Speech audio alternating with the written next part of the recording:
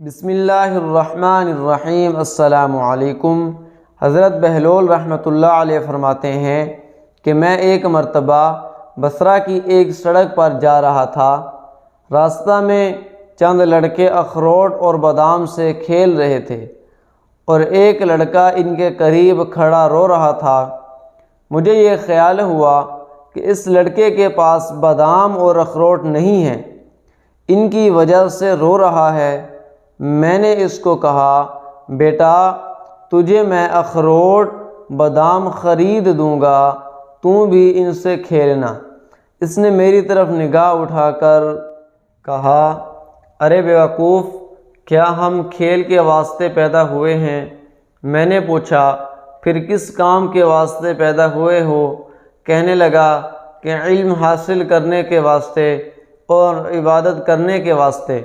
میں نے کہا، اللہ جل شانہ تیری عمر میں برکت کرے، تو نے یہ بات کہاں سے معلوم کی؟ کہنے لگا، حق تعالی شانہ کا ارشاد ہے، افحسبتم انما خلقناکم عبثا الآیت، کیا تمہارا یہ گمان ہے کہ ہم نے تم کو یوں ہی بیکار پیدا کیا ہے اور یہ کہ تم ہمارے پاس نہیں لوٹائے جاؤ گے؟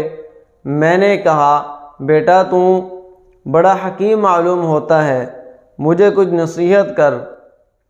اس نے 4 شعر پڑھے جن کا ترجمہ یہ ہے کہ میں دیکھ رہا ہوں کہ دنیا ہر وقت چل چلاؤ میں ہے، آج یہ گیا کل وہ گیا، ہر وقت چلنے کے لیے دامن اٹھائے قدم اور پنڈلی پر دوڑنے کے لیے تیار رہتی ہے۔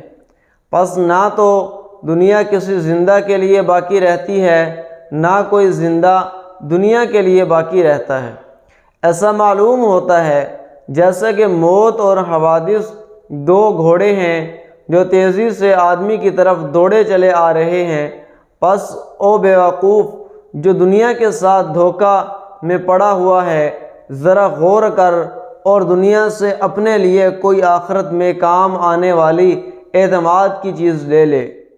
یہ شعر پڑھ کر اس لڑکے نے آسمان کی طرف منہ کیا اور دونوں ہاتھ اٹھائے اور آنسوؤں کی لڑی اس کے رخساروں پر تھی، اور یہ 2 شعر پڑھے، یا من الیہ المبتہل یا من علیہ المتکل یا من اذا ما عامل یرجوہ لم یخط العمل، جن کا ترجمہ یہ ہے، اے وہ پاک ذات کہ اسی کی طرف عاجزی کی جاتی ہے اور اسی پر اعتماد کیا جاتا ہے، اے وہ پاک ذات کہ جب اس سے کوئی شخص امید باندھ لے تو وہ نامراد نہیں ہو سکتا، اس کی امید ضرور پوری ہوتی ہے۔ یہ شعر پڑھ کر وہ بے ہوش ہو کر گر گیا۔ میں نے جلدی سے اس کا سر اٹھا کر اپنی گود میں رکھ لیا اور اپنی آستین سے اس کے منہ پر جو مٹی وغیرہ لگ گئی تھی پونچھنے لگا۔ جب اس کو ہوش آیا تو میں نے کہا، بیٹا ابھی سے تمہیں اتنا خوف کیوں ہو گیا؟ ابھی تو تم بہت بچے ہو، ابھی تمہارے نامہ اعمال میں کوئی گناہ بھی نہ لکھا جائے گا۔ کہنے لگا، بہلول ہٹ جاؤ، میں نے اپنی والدہ کو ہمیشہ دیکھا ہے کہ جب وہ آگ جلانا شروع کرتی ہیں تو پہلے چھوٹی چھوٹی چینٹیاں ہی چولہے میں رکھتی ہیں، اس کے بعد بڑی لکڑیاں رکھتی ہیں۔ مجھے یہ ڈر ہے کہ کہیں جہنم کی آگ میں چھوٹی چھوٹی لکڑیوں کی جگہ میں نہ رکھ دیا جاؤں۔ میں نے کہا، صاحبزادہ تم تو بڑے حکیم معلوم ہوتے ہو، مجھے کوئی مختصر سی نصیحت کرو۔ اس نے اس پر 14 شعر پڑھے جن کا ترجمہ یہ ہے، میں غفلت میں پڑا رہا اور موت کو ہانکنے والا میرے پیچھے پیچھے موت کو ہانکے چلا آ رہا ہے، اگر میں آج نہ گیا تو کل ضرور چلا جاؤں گا۔ میں نے اپنے بدن کو اچھے اچھے اور نرم نرم لباس سے آراستہ کیا، حالانکہ میرے بدن کے لیے قبر میں جا کر گلنے اور سڑنے کے سوا کوئی چارہ کار نہیں۔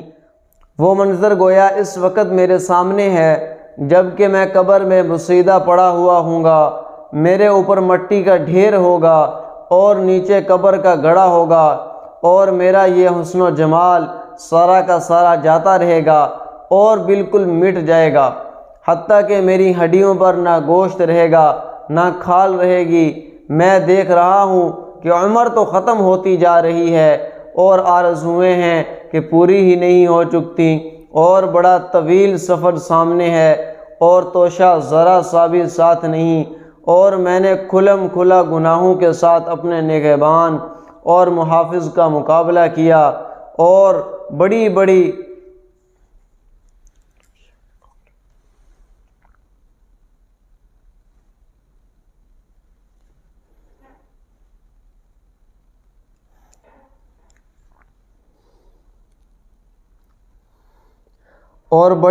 حرکتیں کی ہیں جو اب واپس بھی نہیں ہو سکتی، یعنی جو گناہ کر چکا ہوں وہ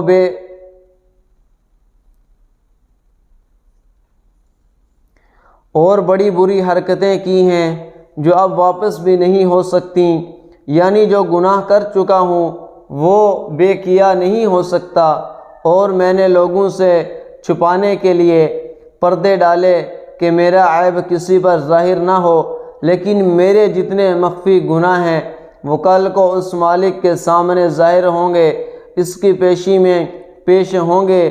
اس میں شک نہیں کہ مجھے اس کا خوف ضرور تھا، لیکن میں اس کے غایت علم پر بھروسہ کرتا رہا، جس کی وجہ سے جرأت ہوتی رہی، اور اس پر اعتماد کرتا رہا کہ وہ بڑا غفور ہے، اس کے سوا کون معافی دے سکتا ہے۔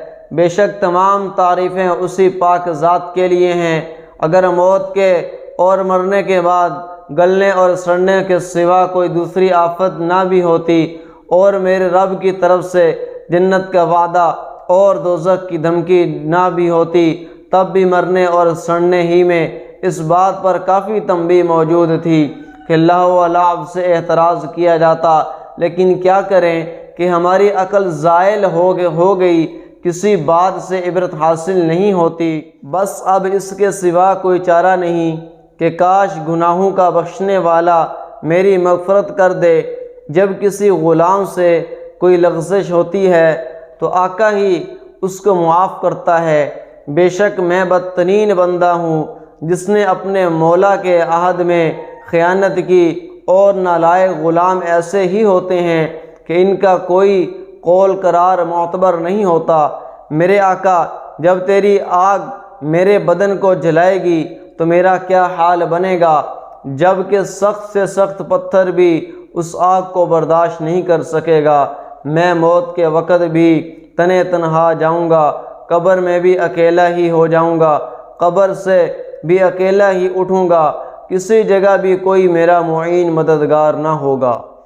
پس اے وہ پاک ذات جو خود اکیلی ہے، وحدہ لا شریک لہ ہے، ایسے شخص پر رحم کر جو بالکل تنے تنہا رہ گیا۔ بہلول کہتے ہیں کہ اس کے یہ اشعار سن کر مجھ پر ایسا اثر ہوا کہ میں غش کھا کر گر گیا۔ بڑی دیر میں جب مجھے ہوش آیا تو وہ لڑکا جا چکا تھا۔ میں نے ان بچوں سے دریافت کیا کہ یہ بچہ کون تھا؟ وہ کہنے لگے تو اس کو نہیں جانتا، یہ حضرت حسین رضی اللہ عنہ کی اولاد میں ہے۔ میں نے کہا مجھے خود ہی حیرت ہو رہی تھی کہ یہ پھل کس درخت کا ہے، واقعی یہ پھل اسی درخت کا ہو سکتا ہے۔ حق تعالی شانہ ہمیں اس خاندان کی برکتوں سے منتفع فرمائے، آمین۔